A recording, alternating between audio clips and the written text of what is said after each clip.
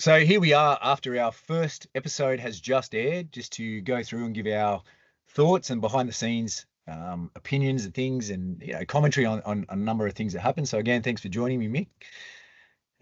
I will just share this screen and then we'll get on with it. So here we go.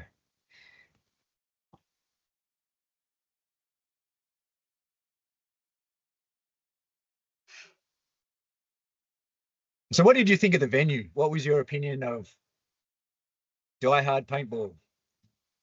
Well, it's typical paintball studio, wasn't it? Everything covered in an inch of paint that you'd dead touch with your any part of your body. But it was very useful because it was a very complex environment. There was lots of cover. There were lots of angles we could hide people. People could hide from us. It was good. It was good. It was nice and varied. Vehicles, etc.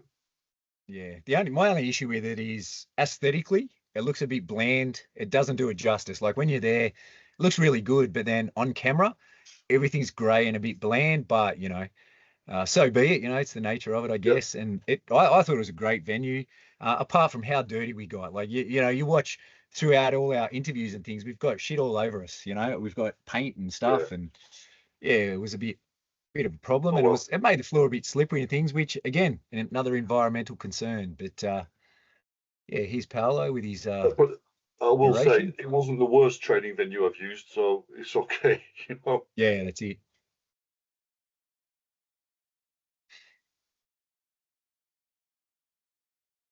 One thing I got to say is everyone was so good. All the competitors were nice guys. I really liked, I don't know, a lot of what they did. There was no divas amongst them.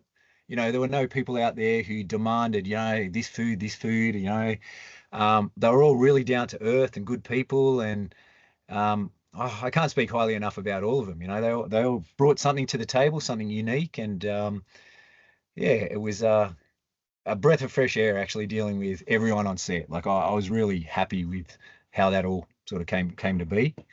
And same with at this point, it's I got to say thanks to you for your involvement. I know it's not the usual thing that you would do. You're not one of those people that likes to put themselves out there. I'm a little bit the same, which is very different in this industry. Normally, everyone's out there going, look at me, I'm so wonderful," and put themselves on pedestals, or other people put them on pedestals. And that's one thing that I really enjoyed about this. There was none of that. There was none of that. So again, yeah, thanks for your involvement. And yeah, Well, thanks. Yeah, thanks for inviting me. It was interesting, to be honest. Yeah, I mean, usually I like to do most of my work behind the curtain, so to speak. But for this, after seeing the initial couple of series and how this was a big deviation from that, and it was something I could really identify with, I was very happy to have input into it. yeah. And this little part that we're watching now, really interesting. The size. He's Dylan saying size doesn't matter. And then Kev on the other hand was saying, yeah, it does. It's interesting to see how it plays out. And I think they both have an element of truth depending on what the scenario is or the circumstances. You just got to work with what you got. Um, and that was a big thing. Nick, super nice guy. He calls me every week. Like we're on the phone to each other every week. And it's just, just that was one of the things that stood out. Everyone, I talked to Mitch, I talked to all of them, um, whereas in, seasons gone by, like, you know, I haven't spoke to a lot of those people since, whereas these guys What I stayed in liked contact. was like you've already mentioned, the lack of ego there, and also there were some very accomplished guys there, Yeah. and not one of them though, because of the nature of the tests, the challenges we put forward, not one of them went in there thinking they had it in the bag, No. that it'll be easy. They all had that level of trepidation of that concern, like what's coming next. And I think if Yeah. it had just been the usual, let's all have a fight, you know what I mean? Like, when do we get to hit the guy with the suit on? It would have been a different story. I think you would Yeah. have had the people there looking forward to it all and thinking they've got it all worked out. But there wasn't that for any of the scenarios, as far as I can remember. Yeah. And everyone had a chance, and that's the beauty of it, and that's the thing I think that makes it more authentic, is that irrespective of their backgrounds, everyone had a chance in certain events as well, which is the case. I've witnessed many examples of, little tiny women are being able to resolve things, and it may not necessarily be by fighting, Sure. it's by other means and decision making, which was a bigger part of it, probably the biggest Yeah. part of it. So yeah, it Yeah. was, If you go yeah, into really good. that realm, it's not always like who's the hardest, who's the toughest. Quite often No, it's who's the smartest. yeah, I mean, if that wasn't the case as a species, we would have died out quite a few years ago, wouldn't we? Because we're yeah, that's definitely not the it. toughest out there. Yeah, for sure. And that's the other thing that sort of stood out to me as well was, I guess, running all of these things is that, what people's perceptions are of, oh, this art's the best, this art's the best. Well, no, none of them are really. They're all incomplete to some extent. Like, I just think to the BJJ guys in the last two seasons, irrespective of this one, and, they'd roll around on the ground in multiple attacker scenario and realize, oh, why didn't this work? So, again, BJJ is great in certain circumstances, as he's striking, as is this, and that's the other thing I tried to sort of bring to light is that anything can work in any like in specific situations. It's again decision making, your ability to apply it, and we saw a lot of that. We saw some people do some things, that were impressive. The other thing that sort of stood out for me was we had examples of fight, flight, and freeze. That was I thought that was really big moments in the series. Like my biggest moment, I think, without giving too much away, was a freeze moment. Um, yeah, it just goes to show that sometimes the training that you do is inadequate, and the mental side and things that we kind of deal with, and the validity of scenario training came through for a lot of people. And yeah, it was good, and it was good to have a When you paramedic on hand as well. But yeah, yeah, when you start to approximate anything nearing the intensity of a real fight, so to speak, it does tend to level the playing field quite a lot, doesn't it? You yeah, know, I mean, like I say, you only got to look at the UFCs, the early ones, when everybody had a distinct style, and you can see how quickly that morphed into just a basic generic appearance. Everybody yeah, looked the same after a while. yeah. Yeah, so MMA nowadays is pretty much everyone's doing the same thing. Yeah, it's become its Yeah, own thing, hasn't it? It's not no yeah. longer really mixed martial arts as such. It's No, you know, yeah. no. And see, what were your thoughts on the Shield? I thought the Shield was a good touch. I like that. It was a point of difference. Um, we initially were going to go with a belt, and I was like, it's been done before. Let's go something original, something good, and I just thought it was perfect. Big fan of it. Mhm.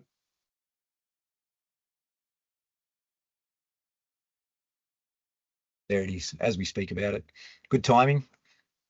Yeah.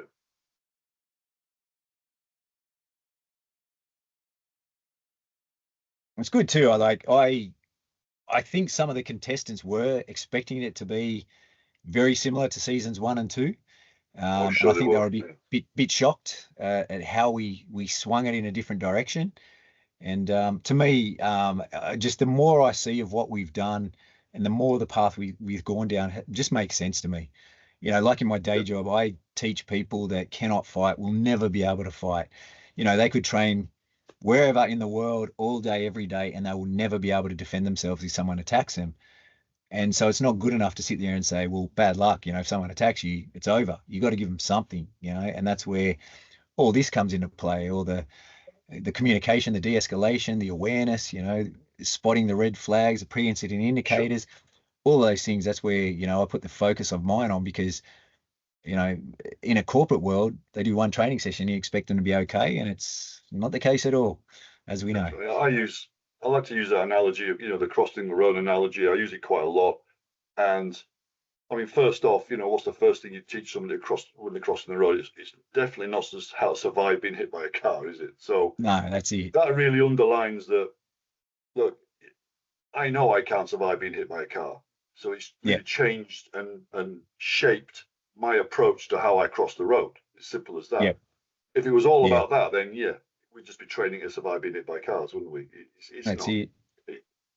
So yeah, there are some Yeah, people out there, and no matter what, unfortunately, you play the hand you get dealt. And if you are at that much of a deficit in various aspects of force and mass and things like this, yeah, it's wishful thinking. So there's always something you can do, but it's not always going to be that kinetic head on. So Yeah. if Yeah. anything, knowing you've got no chance in that respect underlines all the other options you may have, the workarounds. Yeah. Which is Yeah. what's made us, again, successful as a species, isn't it? We knew we couldn't fly, so the workaround was, well, we invented airplanes. We knew we Yeah. couldn't lift heavy things, so as a workaround, we invented machines. Yeah. So if you know you can't beat that guy face to face in a fight, you invent a workaround. You avoid the guy or whatever. You arm yourself. Yeah. Yeah, for sure. That's what And self-defense should be about, not just about who's the best at sparring on a bus. Yeah, that's it. You probably haven't seen this. I put in a little section explaining all the legalities of where this took place. And so that was one of the judging criteria that we sort of emphasized as well, is that they were the right decisions. Not only, I always talk to people and say you've got, depends in the corporate world, 3 fights. So you got the fight with the person that is attacking Yeah, you, then you got the fight to keep your job, and then you got the fight in court. So we wanted to make it very clear about the bounds with which they had to act, and we use that as judging criteria as well. And so I threw that in as well, just to explain that, to give people a little bit more yeah, background into yeah. That's good. what That's happens in good. I this like part of that. the world. There's often a zero option as well, where you have that fight with yourself to pull the trigger, to step off the line. Yeah, To give yourself that permission to do it. That's yeah. that's often a very big fight in some people. Oh, 100%. I remember as a kid, my brother and I, we used to shove each other for probably 2 hours. He'd shove me, I'd shove back. Neither of us would throw a punch. Like rarely would we. And that Yeah, decision to go hands on, it was a yeah, massive, massive decision. But all this stuff we wanted to emphasize that, make sure that the response is proportionate. It was an even playing field. As soon as they stopped beating up the guy, I mean, we helped them with that. We stopped it as soon as it finished quite often, because as we said before, you don't need to carry it through till someone gets beaten to a pulp. Not necessary. And particularly when you consider the environment we were in, as soon as someone's goggles came off and there was an active gun, they weren't allowed to shoot. They would be in trouble for it. So that was another reason why we were quick on the trigger and things like that as well, just to stop it rather than let the fight sort of carry on. that's what I I think it was think. really I think important. good scenario training, really, the main purpose of it, the focus should be on the decision making. Mm, Did you do what you had to do at the right time? Did you do too much at the wrong time, not enough at the right time, etc., etc., etc. And once yeah, you've kind of thrown that first punch, or that engagement has begun, quite often it's now gone beyond the safe remit of scenario training, and you should stop it. Because yeah, that fight bit, you can always replicate that in various kind of sparring iterations, but the yeah, decision making thing really is the jewel in the crown for good scenario training. It should yeah, never be, when do we get to hit the guy in the padded suit? yeah. That's not good scenario training. It's all about, No, every time I have my hands down and let him get close, he punches me in the head. But the yeah, times I have my hands up and he gets close, or I don't let him get close, I don't get punched in the head. Now there's a massive learning curve there, isn't there? So yeah, you've for learned sure. something. But if you just got punched regardless, because it's going to be a fight regardless, there's no learning in it. It's just There's no dressed decision up making. sparring. Yeah, it's Yeah, just dressed up sparring again, isn't it? yeah, yeah. That's it. It's not intelligent Yeah. training. No. And like you said, like you can do that in the gym. You don't have to do it in these environments. It becomes a little Yeah, bit unsafe. And that was one of the last things, we're really particular about safety and, risk mitigation and all the rest of it. Like yeah, behind the scenes, I was running around doing risk assessments and various other things. And this is funny, actually. Craig actually was supposed to shoot him in the back, missed and got him in the ass. And that was a real scream. Um, and correct me if I'm wrong, were you a bit adamant about Craig being the shooter because you saw him drinking? And I'm sitting there thinking, we were super professional in everything we did. That was the one exception where Craig's walking around with a beer. And I felt like just saying to you, don't worry, beer's like water to him. He'll pull it together. And he did. He did a good job. So, but yeah, and that's the other thing too with the paintball guns as well. I wanted to elicit fear, a true fear response. And like when we first got the venue, we went over there as a group, all the guys from the gym. We got into some teams and had a game. And the fear response is true, because there was the first game I played, I was sitting back just picking off everyone. I got on the bus, sat in the back seat, and I just picked off anyone that came on the bus. And I thought, this is boring. Let's be a little bit courageous. I'll run out there, fire away at people or whatever. And I took two steps out and I got shot in the fingers. And that just made me turn around and go straight back. I lost all motivation to be that hero. Yeah. I also got Well, that's clipped the in the thing. arm, and it hurt. When you do a lot of this, any kind of force on force using weapons, there was various levels, say in the military, wherever, before sims were invented, simunitions. And if it was just blanks, nobody gave a monkey's basically, and everybody was Rambo running around, just doing crazy stuff. The moment it started to get to there was a pain penalty involved, something like that, everything changed. People are doing things properly now, Yeah. So you've got to have that pain penalty really, and airsoft doesn't really cut it. There's no real stress. Either they can sting a little bit, not the same as getting hit with I don't know what they are, like 68 caliber paintball or something like that. Yeah. Yeah. It's and that's the thing. It hurt. Like I went home because I was thinking, we could do a pain compliance one, get everyone to stand there who stands there the longest, just as a joke. I wasn't going to do it, but man, it hurt. Like I ran out there a couple of times, got clipped, and I thought, I don't want to be there. And you could tell, like even I don't want to give it away, but a couple of the contestants, when Craig had them cornered, they're going, stop, I'm hit, because it wasn't pleasant. Let's just say that. And it was lucky, we had all that protective equipment too, because I mean, they don't supply you with a great deal. So we brought a lot along, groin protectors and various other things, which thankfully we did, because, oh man, I wouldn't want to be there on them seeing them. No. And also, when you have got that pain penalty, it does take away some of these kind of tactics when people advocate, charge at the guy, and it's like, no. Yeah. No. The problem is, when it comes to this kind of scenario like this, can you do more good being there, or can you do more good getting away and getting help, so guys with better guns can come back and help you out? That could be, rather than be the hero, Yeah, that's it. Graveyard's full of heroes. Unless obviously you're saving somebody else, for instance, who can't save themselves. Yeah. But other than that, you're far better off getting help.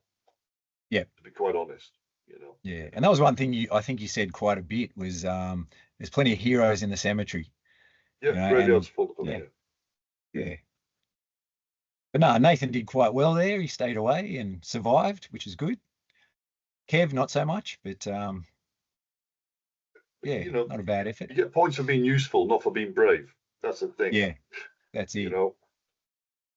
Yeah, points for staying alive. I mean, look what, anyone's done any basic rudimentary first aid. What's the first thing you assess for? Danger. Am I going to become another casualty here? In which case, who's going to come and save me? Yeah. So are we just going to pile up bodies over there with nobody coming to help, Yeah. Or can I do more good making a call than I could if I go over there and get zapped by the same electricity that took that guy down? Who knows? Yeah. So good decisions again, always. Yeah. Yeah, and luck. Like, a lot of luck comes into this as well. Like, do you go right, left? Which way do you go? Sometimes you just unfortunately make a wrong decision, and the other thing that we did to make it sort of a little bit fair was, Craig didn't have an unlimited supply of bullets. I think in each of the canisters we had like 8 or 10, so he had to reload to give them that opportunity. The other thing I think that's not really clear in this is that we left stuff everywhere that they could use. So a couple of the guys picked up, the bats, the little soft play bats and things like that they could use, and they were spread out throughout the place. There was a number of different things that people could use. The thing about the whole reload scenario, if you're in a small environment like a classroom or something, and you can get to that guy, I mean, look, it's well established that you can cover about 21 feet in a second and a half. So if you guys only 10 feet away, you can get to somebody quickly. But in a complex environment like that, when you're getting shot at from distance, etc., you've got to be something, special to get that close to a guy to give you that window of opportunity in a big environment like that. Yeah, for sure. And that's the other thing too that the helmets did as well for Craig. It kind of made his field of vision a little bit smaller, which potentially I can't speak from experience, but I've never opened fire in a public area before. So I would imagine there'd be an element of that as well. So, he wasn't at his best.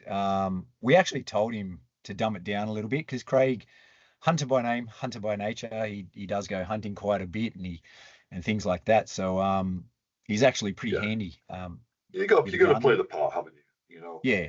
So he's being very deliberately sloppy here and giving people up. Like now, he's playing around with the reload. It's taking a little bit longer. Mitch happened to grab one of the bats.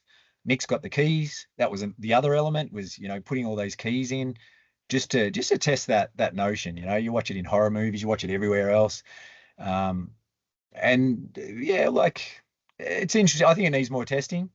We didn't get a fair assessment of it there, but it was another good element. I thought it's easy just to run out a door, and Craig could have just stood in front of the door, opening fire on anyone that came near him. But where's the fun in that? So, but yeah, poor Nick didn't make it on this occasion. He did help out Mitch a little bit. He started coughing and spluttering, which made Craig move. Well, that's the thing, wasn't it? They're working as a pair, weren't they? Or they should have been working as a pair. Yeah. Yeah. So at the very least, there, you can bait and switch the guy, can't you? Yeah. And that's the thing. They were on the phone at each other right from the start. Like if you watch this again, they dialed each other and they're running around with their phones talking to each other throughout the whole thing until they hung up, and then I started to call them, and you see them throw it away and things like that. But yeah, and it was good too. The setup was good. I was going to say, I'm pretty sure there's a lot of people watching this thinking, well, I would have just hidden there until he walked past and jumped on him. It's like, yep. But it's like another one of those, you got to have been there for that. Yeah. Yeah. You're not having any ideas there that I'm sure those guys in that room weren't having. But the reality sometimes is a different story, isn't it? Yeah.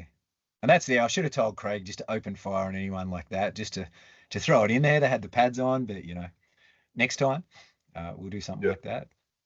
Yeah. Yeah, he wasn't taking prisoners, really, was he? No. Yeah, Mitch did quite well. I thought he got the weapon. He was monitoring Craig. He was covering quite well, but then got himself in that corner, unfortunately. Got himself boxed in, yeah. Yeah, he had a few chances at the lock, didn't he? Yeah. And if he would have just got the right key at the first attempt, he probably would have survived. But again, luck plays a part. But look at the smiles. They loved it. Yeah. I was laughing at this. I just thought that Nick at times was holding the microphone to Mitch while he was talking. It was almost like, Will Ferrell in Talladega Nights, where he's, I don't know what to do with my hands. It just reminded me of that watching this little section. But this is quite interesting in that you've got guys coming from a certain kind of mindset, all of a sudden now having to make rational conversation. So it's a bit like when Joe Rogan grabs them after the UFC, isn't it? Yeah. Yeah. And the mind's not quite in that spot yet to have a conversation about it. No. And that was the thing, like Nick, especially. It's funny, we had to bleep out a lot of what he said, not so much here, but after he got shot, he was swearing his head off and walked past and said a couple of things that, YouTube probably wouldn't allow. So we had to cut those out. But no, good value. All of them were. They all did well. Really keen. I'd keep this in it again, if we do again, depending on what the theme is and things like that. It's definitely, anyone could do it. So, it's no surprise we're going to do the danger is that you just try and sorry for talking over you, but the danger is it becomes like the longest running soap opera in the world, that the plots start getting more ridiculous because they've run out of normal things to do, haven't they? So there's the danger, is that there's no limit to how complicated you can make something. But then do you start losing your grip on reality, really? We start to fight 100%. Aliens and stuff after a while. It's like, no. Yeah. So I think 100%. Just doing the realistic stuff, but we can hone it and do it better and better and better, I think is the key to this. Yeah. Rather than try to deviate too much and have underwater knife fights and things. I don't know. Yeah. Because that was one of the things, like when we were talking about, if I was going to go to Lithuania, which we didn't want to do, but there was talk, I mentioned ages ago, that we we're going to do like a kidnapping. You pick someone up in the car, and I'm thinking, well, realistically, it's getting beyond, it's getting into that fantasy land. It's getting outside of the scope of what's reality, I Yeah, think.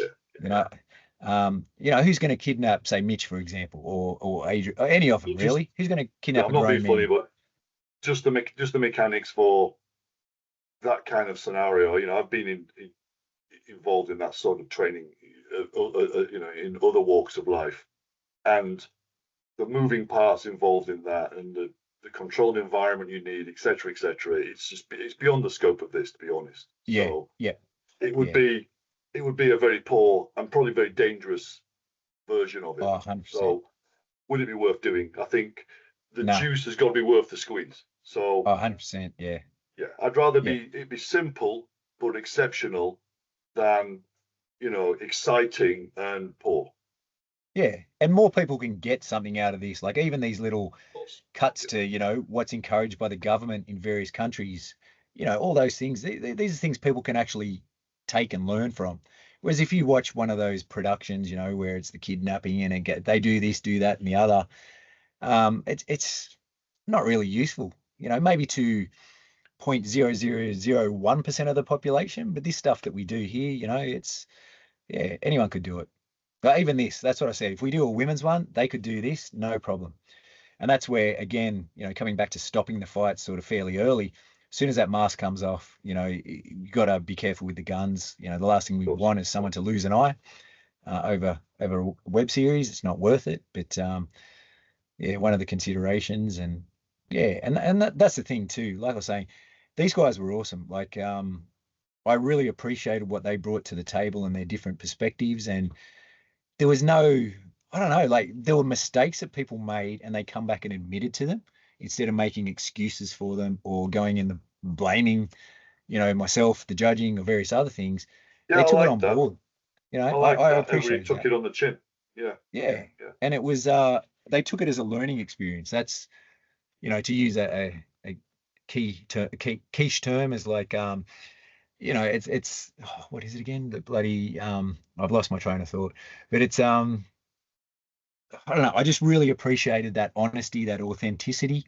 I appreciated the fact that the growth mindset, that was the word I was talking. It's a growth mindset. You look at this and go, I could have done this better. Maybe I add it to my repertoire. Whereas in the past, we'd had others going, oh, this is shit. This only happened Yeah. because of the scoring. But that's Take it why on obviously board and learn. we hit them hard on a debrief afterwards, because I want to hear what they were thinking at the time and why did they do things. It's Yeah, easy to look back a day later and go, when you've seen your own video and go, oh well, I did it because it's. Now, I want to hear it while it's still in your mind. Why did you do that? What did you see? yeah. And I think What that's didn't you see? smart. Yeah. Because I remember being interviewed like at the end of the week and I couldn't remember some of the events, I'm just going, oh, that's right. Yeah, yeah, I forgot that happened. Whereas this, it's fresh. Like you said, they're in that mindset. And we also took that into account for the scoring, how well they articulated themselves. And if they came up with a strategy, maybe we didn't agree with, but when they Well, yeah, explained it's a it to little bit us, it like the made old maths sense. test, isn't it? It's not just Yeah, about getting the right answer, but can you show how you worked it out? But yeah, there's something about that, because guys can just get blatantly unlucky, but they had an amazing plan, so you get points for an amazing plan. yeah, But if you had an amazing plan and you slipped and fell over, well, you still had an amazing plan, so you've got to get some points for that. yeah, exactly. Yeah, it was good. And full credit to Adrian. On this one, he did quite well. Um, yeah, being a football player, that tackle is something he's done He was a time and hero, time wasn't again he? over the years. So, He was the hero. yeah, yeah, Dylan just rode on his coattails. No offense, Dylan, but you were lucky. Yeah, he did the hard yards for you because yeah, you both survived for that. So yeah, that was quite good. And yeah, he's all what's to come. So this event's next week, the one we're showing now. This one as well, I think. And this is the thing too that was different in our scenario training. We gave people the opportunity to redo it. It didn't affect the scoring or anything, but that's the way good scenario training's done. You don't just do it once, as you said in previously, and Yeah. and leave it at that. You got to actually go Well, back and yeah, I mean, correct your that's the problem. errors. If it's scenario testing, that's a different thing. That's one thing. But scenario training, you need to do the same thing again and again to get a contrast, to get some data points. That every time I do this, this happens, and every time I do that, that happens. So then it leads you towards making the right decision in future. Yeah. You know, rather than just one hit, that was it. Yeah. Yeah. Yeah. No, it's good. Like, a good episode. I think it was a good way to start. But there's a lot more to come. A lot of